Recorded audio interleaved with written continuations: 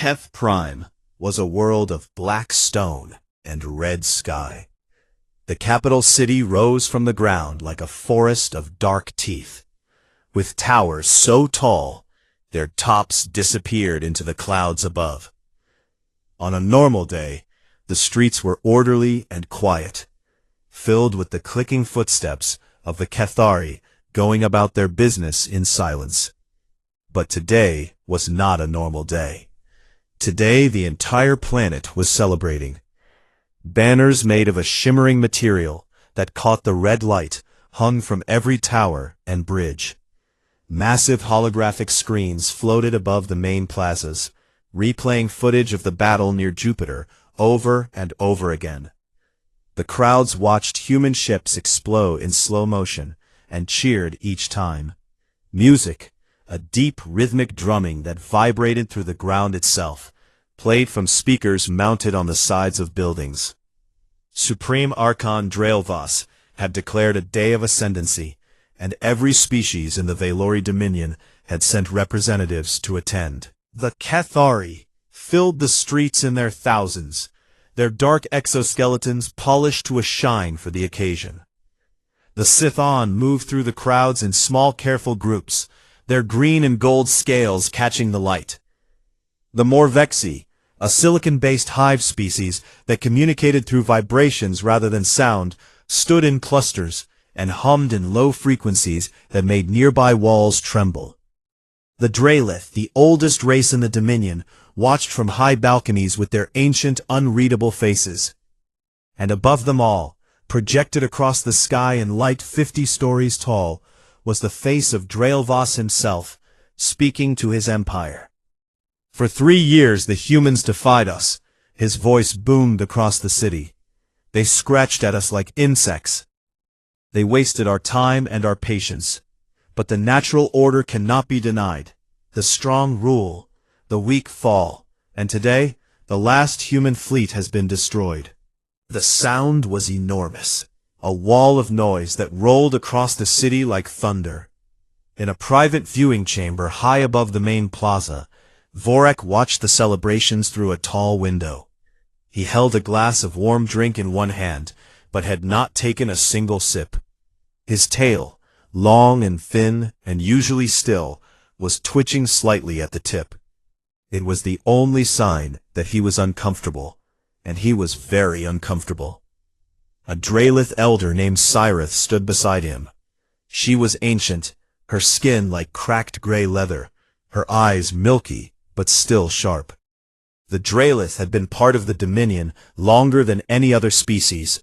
They had seen empires rise and fall. "You do not celebrate, Vorek," Cyrith said. Her voice was dry and slow, like wind moving over sand. "I do not believe the occasion calls for it yet," Vorek replied carefully. "You think the humans are not beaten. I think the humans are at their most dangerous right now. I have read their history, Elder. When the nation they call Britain stood alone against an empire that had conquered most of their continent, they did not surrender. They fought in the air and on the beaches and in the streets. When the nation they called Russia was invaded and millions were killed, they did not break. They pushed back so hard that the invader was destroyed. This species does not respond to defeat the way others do." Cyrith was quiet for a long moment. "You said this to the Archon?" "I did. He did not listen." The old Draelith made a sound that might have been a sigh. "The Archon listens only to the sound of his own victories. This is a flaw that history does not forgive." She turned and walked away without another word, her robes dragging on the polished floor behind her. Vorek stood alone at the window and watched the celebration below. He had a bad feeling, and Vorek's bad feelings had a habit of being right. Far away, on the other side of the galaxy, the feeling in the bunker beneath the Rocky Mountains was very different from the one on Keth Prime. There were no banners. There was no music. There was only a long table in a gray room, with maps and screens covering every wall. And around that table sat the last people responsible for the survival of the human race. President Nora Bishop sat at the head. To her right was Commander Jake Morris, who had arrived back on Earth 6 hours earlier and had not slept since. His uniform was still stained with smoke and someone else's blood. To her left was Dr. Greg Palmer, a civilian engineer in his 60s with thin white hair and glasses that he kept pushing up his nose. Greg looked like a man who should have been teaching at a university somewhere, not sitting in a war room. Greg Palmer had spent the last 3 years building something in secret, and now it was time to talk about it. "Tell them," Bishop said, nodding at Greg. Greg cleared his throat and stood up. He tapped a screen behind him, and a map of the solar system appeared, dotted with red markers in places Jake had never seen before. "When the war started 3 years ago," Greg began, "President Bishop authorized a classified program called Protocol Endurance. The idea was simple. We knew we might lose the fleet. We knew we might lose everything above ground. So we built a second chance underground and off-world in places no one was looking." He pointed to the red markers one by one. "There is a shipyard inside a hollowed-out asteroid in the belt between Mars and Jupiter. There is a weapons laboratory on the far side of the moon. There are assembly plants hidden in the ice of 3 of Saturn's moons. All of them have been working non-stop for 32 months. Jake stared at the screen. "What have they been building?" Greg changed the display. New images appeared, technical drawings, and rotating models of things Jake had never seen before. 2 things. First, the Reaper Array. It is a network of 300 autonomous weapons platforms. Each one is small, about the size of a shuttle, but carries enough firepower to cripple a cruiser. They do not need a central command ship. They think for themselves, pick their own targets, and coordinate with each other. You cannot take them out by destroying one flagship, because there is no flagship. You would have to destroy every single one, and they are very hard to hit. He changed the image again. A sleek, dark ship appeared on screen. It looked nothing like the bulky warships Jake was used to. It was narrow, angular, and covered in a material that seemed to absorb light rather than reflect it. Second, the Phantom class. We have built 12 of them. They use a combination of Valori stealth technology that we captured from a downed enemy scout ship, and our own signal masking systems. These ships are, for all practical purposes, invisible to Valori sensors. They are also faster than anything in our current fleet, and carry weapons that hit twice as hard. The room was silent.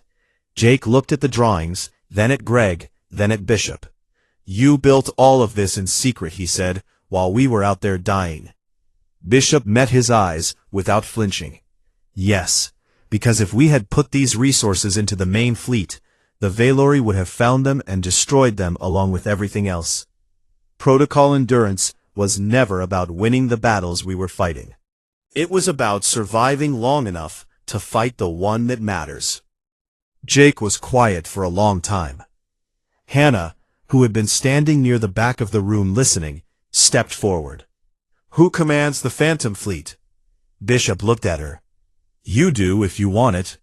Hannah did not hesitate. "I want it." The president nodded and turned to Jake. "And you will lead the counterattack. The Ironclad is being refitted right now with Phantom-class stealth plating and new weapons. You will have the 11 surviving ships from the old fleet, the 12 Phantoms, and the full Reaper Array. It is not a large force. It does not need to be large," Jake said. "It needs to be smart." Greg smiled for the first time. "That is exactly what I was hoping you would say." Over the next 2 weeks, the pieces came together. Ships were moved in secret from their hidden construction sites. Crews were assembled from survivors of the battle and volunteers who had never flown in combat before, but were willing to learn fast. The Ironclad was torn apart and rebuilt stronger than before. The Phantom ships were loaded with weapons and supplies, and their captains were briefed on the plan. And on Keth Prime, the celebrations continued. Drael Voss gave speeches and held feasts, and accepted praise from across the Dominion. Monuments were commissioned. Songs were written about the great victory over the humans. Vorik watched and waited and said nothing, because there was nothing left to say. The Valori had made the oldest mistake in the history of war. They had confused wounding their enemy with killing their enemy. And while they drank and sang and congratulated themselves, the wounded enemy was in a dark room, sharpening a new blade and waiting for the right moment to use it. Jake Morris was 12 years old, sitting on a wooden porch in the middle of Ohio with a chessboard between him and his grandfather. The summer air was thick and warm and smelled like cut grass. Ed Morris, 71 years old, retired Marine, sat in his rocking chair with a can of cold lemonade in one hand and a look on his face that said he had all the time in the world. Jake had just lost his third game in a row. He stared at the board with his jaw tight and his hands balled into fists. Then he swept his arm across the board and knocked every piece onto the porch floor. The wooden king rolled off the edge and fell into the grass below. Ed did not yell. He did not even look surprised. He just took a long sip of his lemonade, set it down, and began picking up the pieces one by one. "Feel better?" he asked. Jake did not answer. Ed set the pieces back on the board in their starting positions, every one in the right square, straight and neat. Then he looked at his grandson with calm, steady eyes. "Let me tell you something, Jake. Something my father told me, and his father told him, going all the way back to men who fought in wars you have not learned about yet. The fight is not over when you are losing. It is not over when you are tired, or bleeding, or scared. The fight is over when you quit. And a Morris does not quit. Not ever. You understand?" Jake looked at the board, then at his grandfather. He nodded slowly. "Good. Now play again." Jake played again. He lost again, but he did not knock the pieces off the board. 26 years later, Commander Jake Morris stood on the bridge of the ironclad and thought about that porch. The ship around him was barely recognizable from the one he had commanded at Jupiter. The hull had been stripped and rebuilt with Phantom-class stealth plating, a dark material that drank in light and sensor waves alike. The old weapons had been pulled out and replaced with new ones that Greg Palmer's team had designed using captured Valori technology mixed with human engineering. The engines were faster, the shields were stronger, and somewhere deep in the guts of the ship, a new power core hummed with a sound Jake could feel in his teeth. It was still the ironclad, but now it had claws. Around the ironclad, the rest of the fleet was assembling in the shadow of Earth's moon, hidden from any long-range Valori sensors by the moon's own mass and a network of signal-jamming satellites Greg had positioned weeks earlier.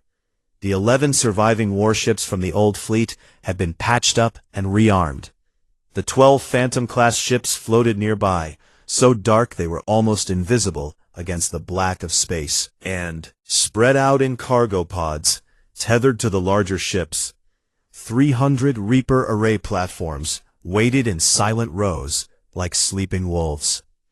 Hannah Cole walked onto the bridge, wearing a new uniform.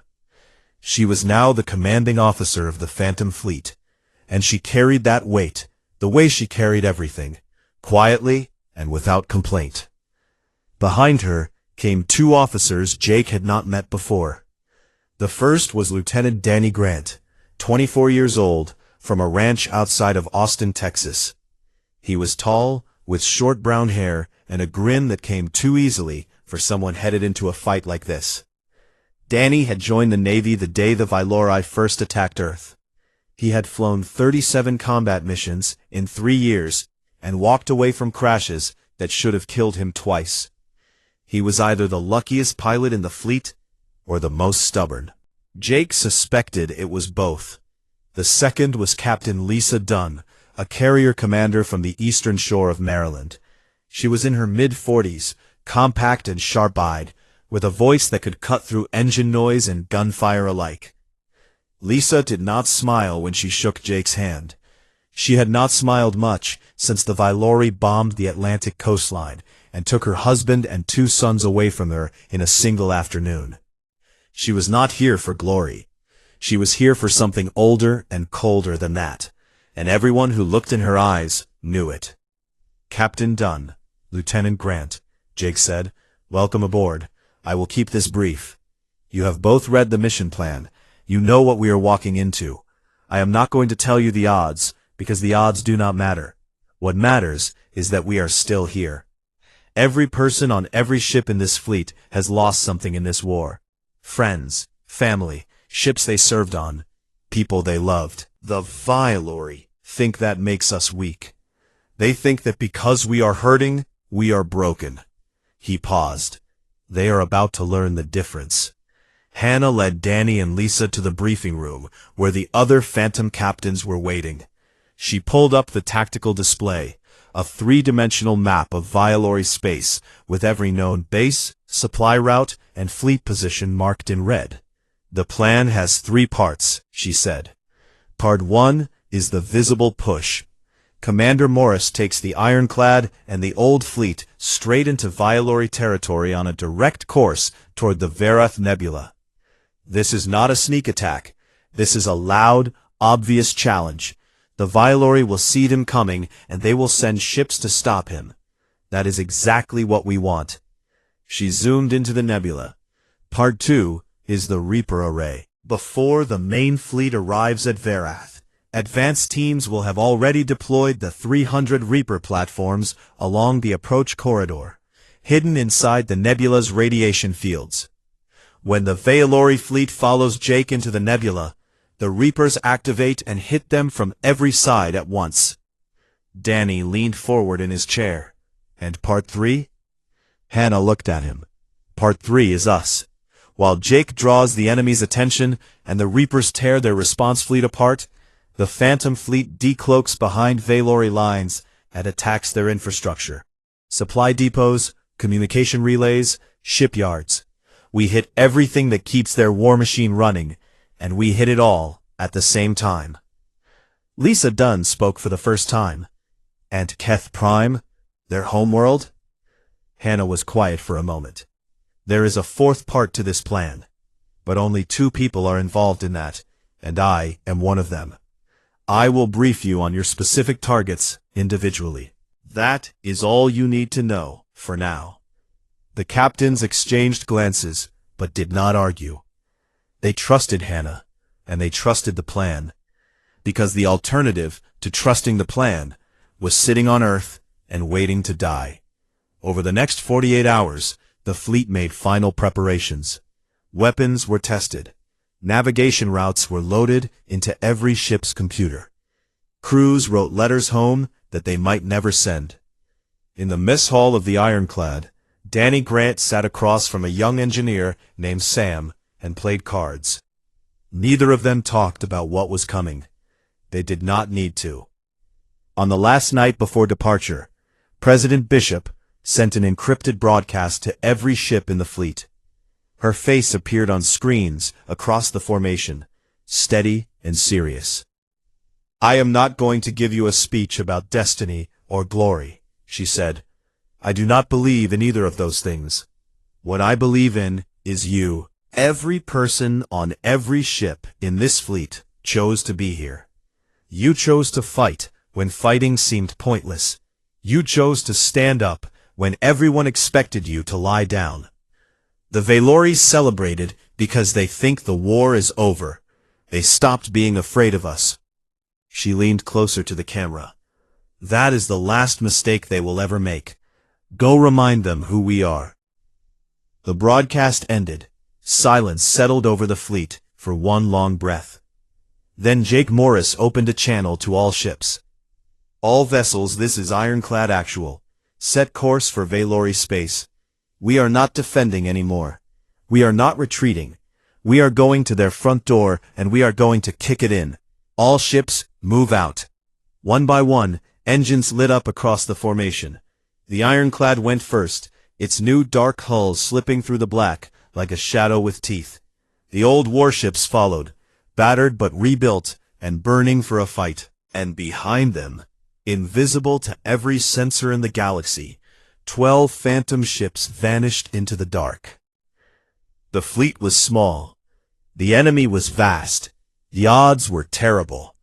None of that mattered.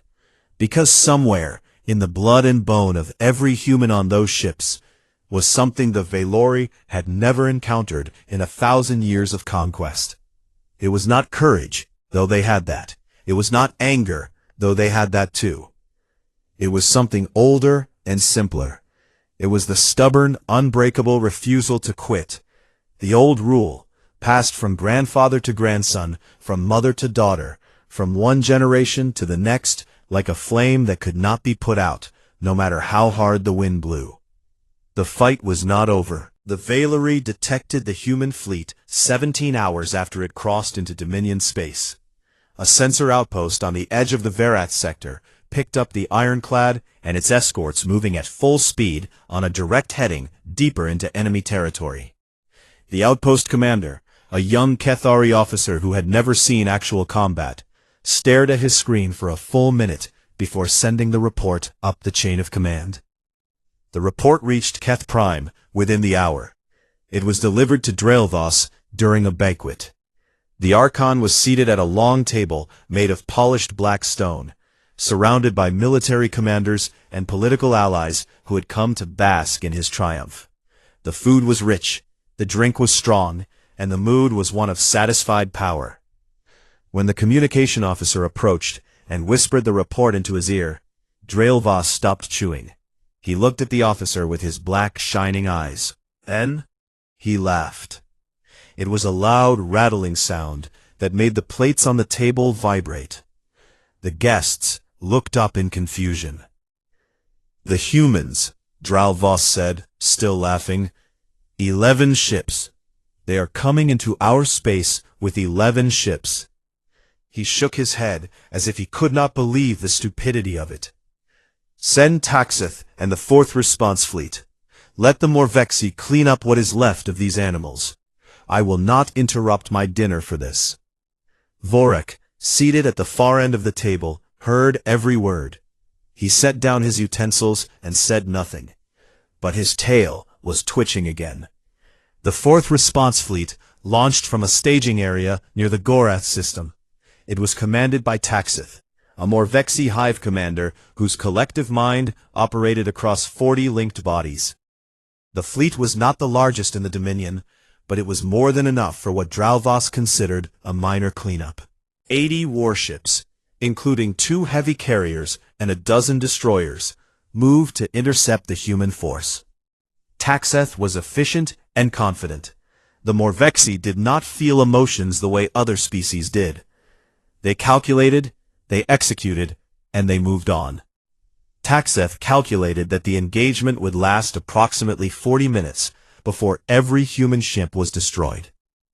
Jake Morris was counting on exactly that kind of thinking.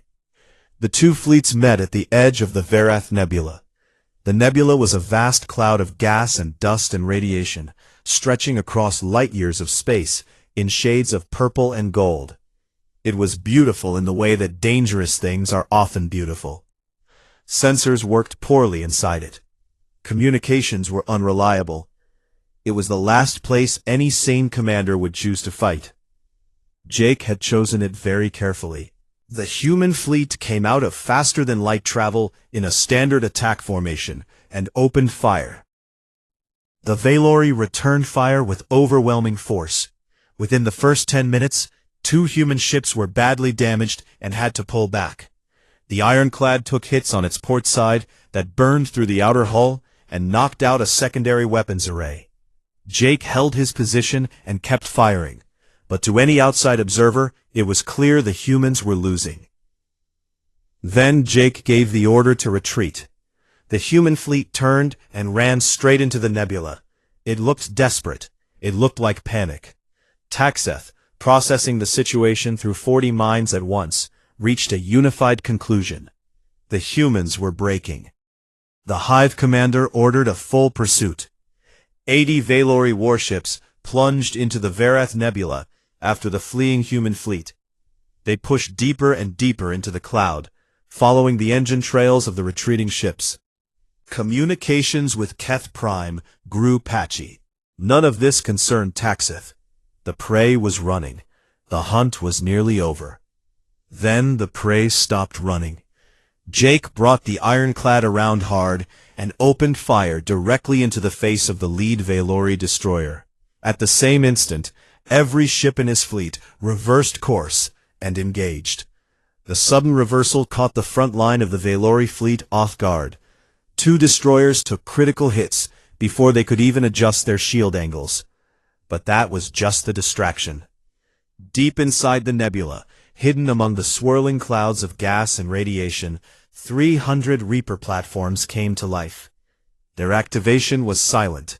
There was no warning signal, no engine flare, no broadcast. One moment they were cold metal drifting in the dark. The next, they were everywhere. The Reapers hit the Valori fleet from above, below, and both sides at the same time. Each platform was small, barely the size of a shuttle, but Greg Palmer had packed them with the most powerful weapons human engineering could produce. They fired in coordinated waves, targeting engines first to prevent escape, then weapon systems, then command bridges. They did not communicate on any frequency the Valori could detect.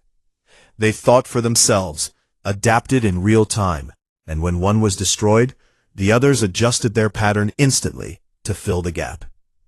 Taxet's unified mind felt something it had never felt before: confusion. The Morvexi Hive commander tried to coordinate a response, but there were too many targets coming from too many directions. The neat formation of 80 warships dissolved into chaos within minutes. Ships crashed into each other, trying to evade Reaper fire. Taxet's own command carrier took a direct hit to its communication array, severing the link between 6 of its linked bodies. For the first time in the Hive commander's existence, parts of its mind went silent. On the ironclad, Jake watched the tactical display as the Valori formation shattered. Red dots that represented enemy ships blinked out one after another. He allowed himself one small breath of relief, then turned to his communications officer. "Signal the Phantom Fleet. Execute Phase 2. 300 light-years away, Hannah Cole received the signal aboard her lead Phantom ship. She had been waiting in complete silence for 6 hours, drifting in the dark with all systems set to minimum power. Around her, 11 other Phantom ships hung in the void like ghosts. "All Phantom units, decloak and engage your targets," she said. 12 ships appeared out of nothing. They struck 3 Valori targets simultaneously. Danny Grant led a flight of 4 Phantoms against a massive fuel depot in the Korat system. The depot was a sprawling orbital station that supplied fuel to a third of the Dominion's active fleet. It had defensive guns and a small garrison of patrol ships, but it was not built to withstand a surprise assault by warships that should not have existed. Danny came in fast and low, hugging the surface of a nearby moon to avoid early detection. His ship, the Spectre, fired its main guns at the depot's fuel storage tanks from point-blank range. The explosion was so large it lit up the surface of the moon below like a second sun. The garrison ships scrambled, but by the time they formed up, Danny and his squadron were already gone, vanished back into the black. Lisa Dunn at the Gorath shipyard. This was where the Valori had been building their next wave of invasion ships, the ones intended to finish off Earth once the celebrations were over. The shipyard was enormous, a ring of construction platforms orbiting a dead planet, with half-built warships hanging in their frames like metal skeletons. Lisa did not hesitate. Her carrier group decloaked at close range and opened fire with everything they had. The construction platforms came apart in chains of explosions that rippled around the ring like firecrackers. By the time the local defense force responded, the shipyard was gone. Other Phantom ships hit communication relays, supply convoys, and sensor outposts across Valori space. Each attack was precise, fast, and over before the enemy could mount a real defense. The message was clear: you are not safe anywhere. On Keth Prime, the banquet was over. Drelvoss stood in his war chamber, surrounded by screens that showed nothing but bad news. Supply Route 7, destroyed. Fuel depot at Korath, destroyed. Shipyard at Gorath, destroyed. Communications down across 3 sectors. The 4th response fleet at Verath was not responding. How, he said. The word came out low and dangerous. How is this possible? They had 11 ships. No one in the room wanted to answer. Vorik stepped forward because someone had to.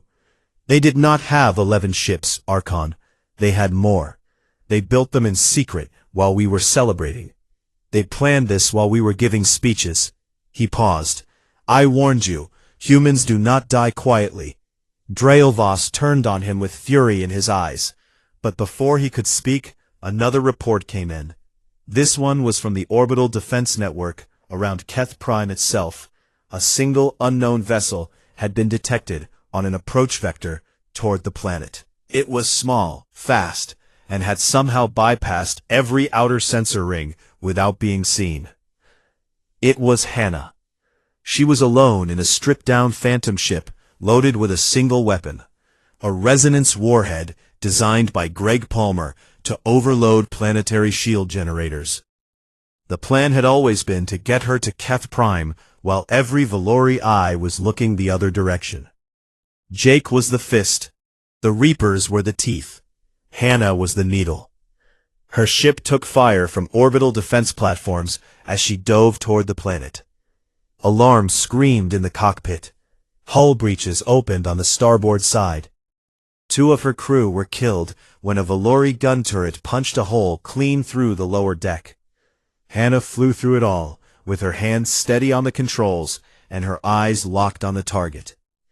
The shield generator was a massive structure on the northern pole of Keth Prime, a tower of metal and energy that projected the protective barrier around the entire planet. No enemy had come within weapons range of it in 1,000 years. Hannah came within range at full speed with her ship burning and breaking apart around her. She launched the warhead at a distance of less than 2 kilometers, so close she could see the individual panels on the generator's surface. The warhead struck clean. There was a flash of blue light, then a ripple that spread across the sky like a crack in glass. The planetary shield collapsed. For the first time in the recorded history of the Valori Dominion, Keth Prime was exposed to the stars above. And heading toward those stars, with engines at full burn, was the ironclad and every human ship that could still fly. Hannah pulled her damaged ship away from the planet on one working engine, trailing smoke and sparks. She opened a channel to Jake. Her voice was calm, the way it always was when things were worst. Shield is down. The door is open, Jake. Keth Prime hung there, unshielded and unprotected, the heart of the empire that had tried to destroy his species. All ships, he said. Full speed ahead. The sky above Keth Prime had not been open to enemy ships in over 1,000 years. The planetary shield had been the pride of the Valori Dominion, a symbol of their untouchable power, a wall that told the galaxy that the homeworld of the Kethari could never be reached. Now it was gone, and in its place there was only open sky and the small bright points of human warships descending through the upper atmosphere. Panic spread through the capital city like a fire through dry grass. Citizens who had been celebrating in the streets only days before now ran for underground shelters. Military officers shouted orders that contradicted each other. Defense batteries on the surface opened fire at the approaching ships, but the shots were wild and uncoordinated. The Valori had never practiced defending their homeworld, because they had never believed they would need to. In his war chamber, Drelvoss stood completely still.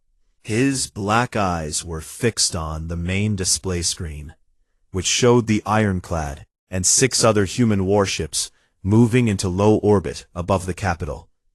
He had spent his entire life conquering worlds. He had watched other species tremble at the sight of his fleets. And now, for the first time, he understood what that felt like from the other side. Vorik stood nearby. He did not say, "I told you so." He did not need to. The screen said it for him. "Archon," Vorik said quietly. "They have weapons lock on the city. If they fire from that position, the capital will be flattened in minutes. We have no shield, no fleet in range, and the orbital defense network is in pieces." Draelvos said nothing. "Archon," Vorik said again, more firmly, "we must consider what they are going to do next." As if answering the question, every screen in the war chamber went white for a moment, then switched to a single broadcast signal. He was not young and not old. He had dark circles under his eyes and a cut on his forehead that had been badly bandaged. His jaw was covered in stubble, and his uniform was dirty and torn. He looked like a man who had not slept in days. It was Jake Morris. His signal was being broadcast on every Valori communication frequency. Every ship, every station, every screen on Keth Prime received it at the same time. Jake looked directly into the camera, and when he spoke, his voice was quiet but clear. "This is Commander Jake Morris of the human warship Ironclad. I am speaking to every citizen and soldier of the Valori Dominion. Your planetary shield is down. Your response fleet has been destroyed. Your shipyards are burning. Your supply lines are cut. We are in orbit above your capital city, with weapons aimed at your seat of power." He paused and let the silence sit for a moment. On Keth Prime, millions of Valori listened. On ships scattered across Dominion space, officers and crews stopped what they were doing and turned toward the nearest screen. Even the Morvexi, who did not process sound the way other species did, felt the vibrations of his words translated through their communication networks. "We could end this right now," Jake continued. "We could do to your cities what you did to ours. We could bomb your world until nothing grows on it for 100 years. We could repay every life you took, every home you burned, every family you tore apart. And there is not a single force in this galaxy that could stop us." In the war chamber, Draelvos finally moved. His mandibles opened slightly, the Kethari expression of shock.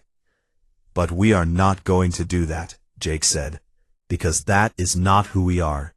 And that is something you never understood about us." He leaned forward slightly. "You studied our ships. You studied our weapons. You counted our soldiers and measured our territory. But you never studied us. You never learned the thing that matters. You thought we were soft because we value life. You thought we were weak because we help the wounded and grieve for the dead. You looked at our kindness and saw it as a flaw." His eyes hardened. "Let me tell you what it actually is. It is a choice. Every single day we choose not to be the monsters we are capable of being. We choose mercy when we could choose destruction. We choose to build when we could burn. That is not weakness. That is the hardest kind of strength there is. And right now we are making that choice again." He took a breath. "There is an old rule where I come from. You do not kick a man when he is down, but you make sure he knows you could. This is that moment. You celebrated too soon. You thought we were finished because we were bleeding. But we do not stop when we bleed. We do not stop when we fall. We stop when we choose to. And right now, we are choosing to offer you something you never offered us." He looked straight into the camera. "A chance. One chance. Withdraw from all human-occupied systems. Release every prisoner of war. Sign a binding non-aggression treaty monitored by neutral parties. Do this, and we leave your world intact. Refuse, and we will show you exactly why you should have finished us when you had the opportunity." The broadcast ended. The screens returned to normal. And across the Valori Dominion, there was silence. In the war chamber, Draelvos turned to his generals. "We fight," he said. "We do not surrender to animals." But the generals did not move. One of them, a senior Kethari commander named Braille, spoke up. "Archon, our fleets are scattered. Our supply lines are gone. If we refuse and they fire, we lose the homeworld. There will be nothing left to fight for. We are the Valori Dominion, Draelvoss snarled. We do not bow to lesser species. With respect, Archon, Vorex said, stepping forward. A species that has your homeworld in its sights and chooses to offer mercy instead of firing is not a lesser species. It is a species we have badly misjudged. The debate raged for hours. Draelvoss wanted to fight. Some of his commanders agreed. But as the hours passed, more reports came in from across the Dominion. The Draelith elders sent a formal message supporting the human terms. The Sithon coalition voted to accept. The Morvexi, who had lost their response fleet at Verath, withdrew from the war entirely. One by one, the pillars of the Valori Dominion cracked and shifted. In the end, it was Cyreth, the ancient Draelith elder, who cast the deciding vote in the ruling council. She stood before the assembled leaders, as old as stone and just as immovable, and said, "We have conquered 100 worlds. Not one of them ever did this. Not one of them ever stood in orbit above our home and chose to hold their fire. If we cannot recognize strength when it is standing in front of us, then we deserve whatever comes next. Accept the terms." The vote passed. The ceasefire was signed. The days that followed were strange and quiet. Valori ships withdrew from human systems. Prisoners were released from camps that the public had not known existed. The non-aggression treaty was drafted and signed in a neutral station at the edge of both territories.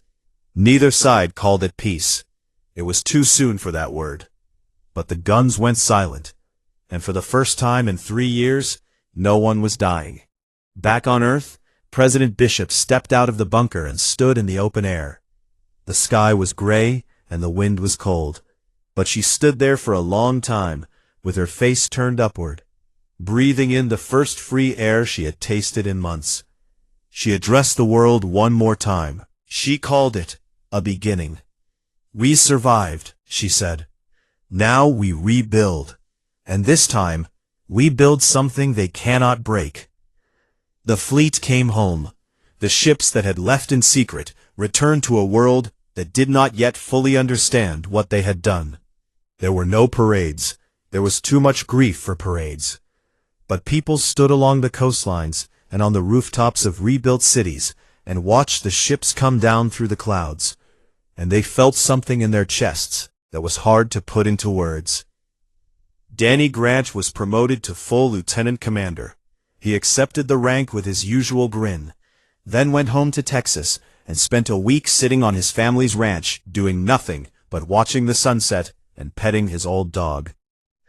Lisa Dunn visited the memorial wall that had been built on the shore of the Atlantic, where her family's names were carved among thousands of others. She stood in front of it for a long time and traced the letters with her fingertips. Then she turned and walked away. She did not look back. Greg Palmer quietly shut down the hidden facilities that had built the Reaper Array and the Phantom Fleet. He returned to his university office, put his glasses back on, and went back to teaching propulsion theory to students who had no idea they were sitting in a classroom with the man who had helped save the species. He preferred it that way. Hannah Cole was offered a promotion to full commander at her own ship. She accepted both. Before she left for her new posting, she visited Jake on Earth. They sat together on the observation deck of the Ironclad, which was docked for repairs, and watched the stars in comfortable silence. Neither of them said much.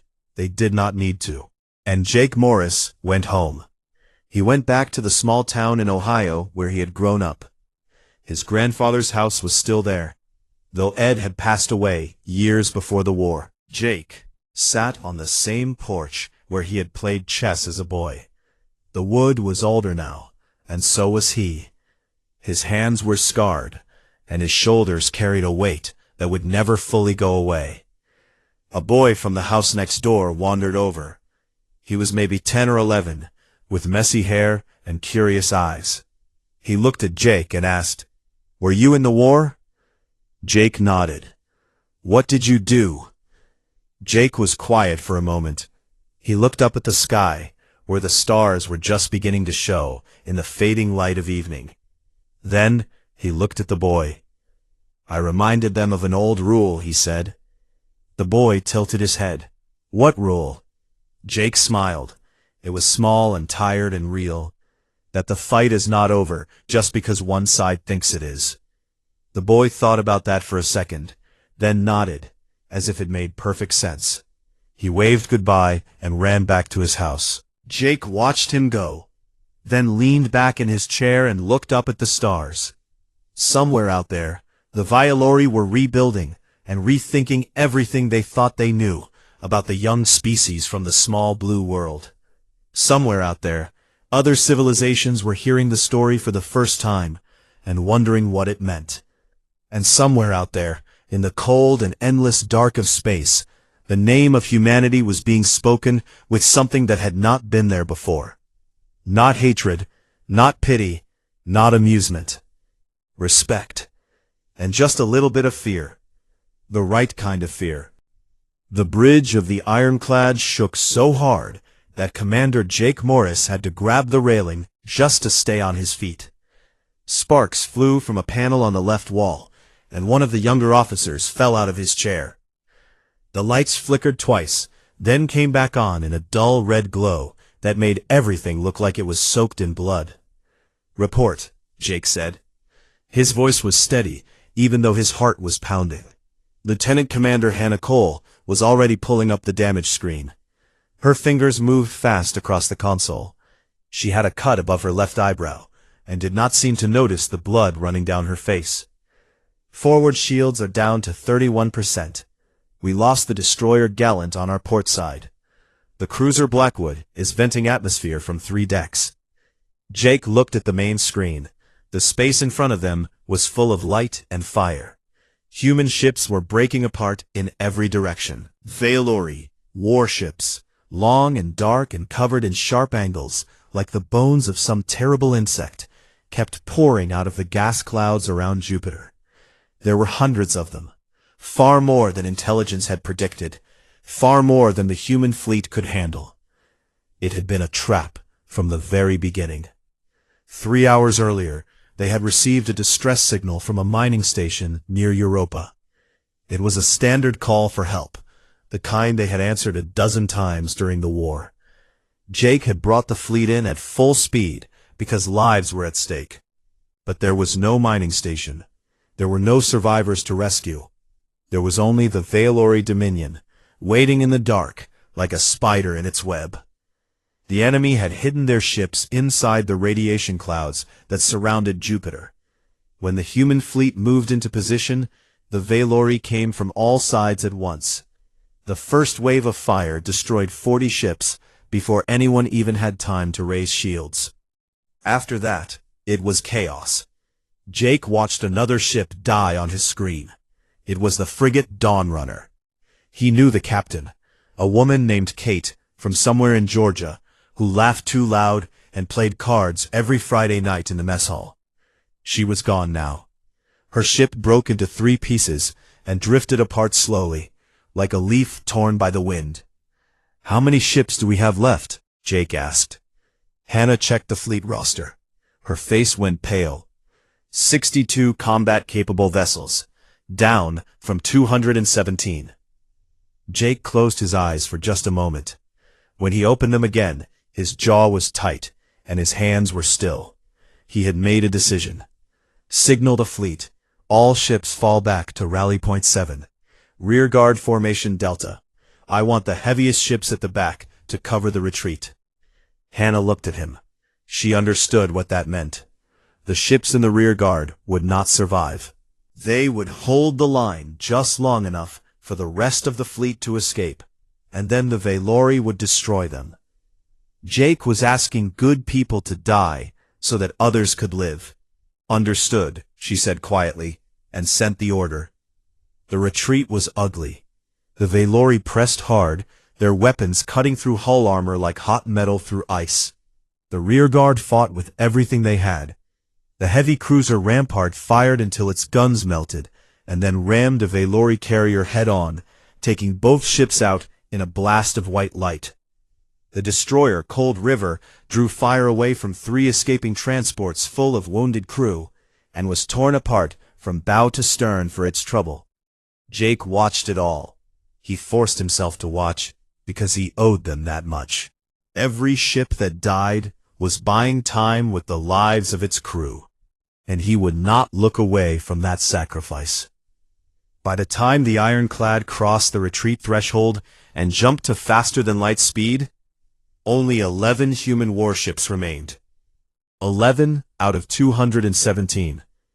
The greatest military defeat in human history was complete. Far behind them, on the bridge of the Vylori command vessel, Supreme Archon Draelvos stood and watched the humans run.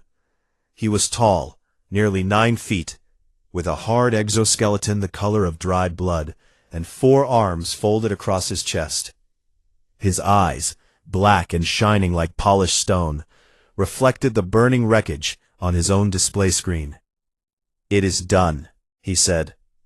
His senior advisor, a reptilian Sithon named Vorek, stood beside him, holding a data tablet. Vorek was smaller than his master, with pale green scales and careful eyes that missed nothing. He scrolled through the battle report and nodded slowly. "Human military capacity has been reduced by approximately 92%, Archon. Their orbital defense grid around Earth remains, but without a fleet to support it, it will not hold for long." Draelvos made a low clicking sound that passed for a laugh among his kind. 3 years they resisted us. 3 years of noise and struggle. And for what?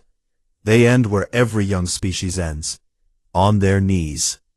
He turned to his communication officer. "Send word to Keth Prime. Declare a day of ascendancy. The human war is over. Let the Dominion celebrate."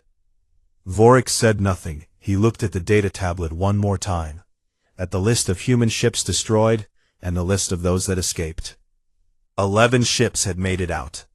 11 ships full of people who had just watched their entire fleet burn around them. Most advisors would have called that a detail not worth thinking about. Vorek was not most advisors. He had spent years studying the species they were fighting. He had read their history, their literature, their records of past wars. And he had noticed something that made him uneasy. Humans did not behave the way other conquered species behaved. When most species suffered a defeat this large, they surrendered. They accepted the new order. They gave up. But humans had a strange and dangerous habit of doing the exact opposite. The worse things got, the harder they fought. The more they lost, the more stubborn they became. It was irrational. It was illogical. And it was terrifying if you understood what it meant. Vorek considered saying something to the Archon, but decided against it. Draelvos was not in the mood for caution. He was in the mood for glory. On Earth, the news arrived before the fleet did.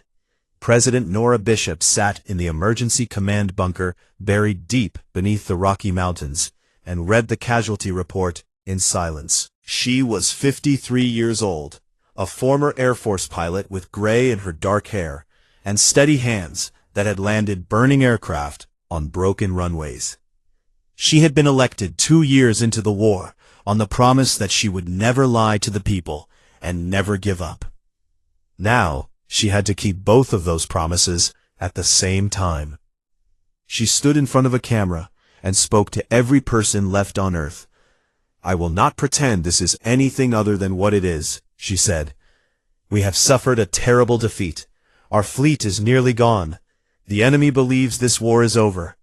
She paused and let the silence sit for a moment.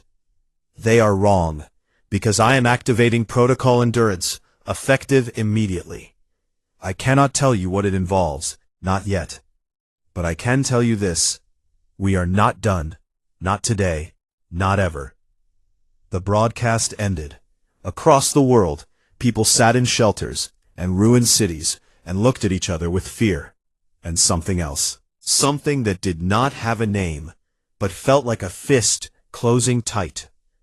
In the cold dark of space, the ironclad limped toward home. Jake stood on his broken bridge and looked out at the stars. Hannah stood beside him, her face cleaned up and bandaged, but her eyes still sharp. "They think they have won," she said. Jake nodded slowly. "Good, let them think that." "And what do we do?" He looked at her. There was something old and hard in his eyes, something that had been passed down through a long line of people who had been knocked down and gotten back up more times than anyone could count.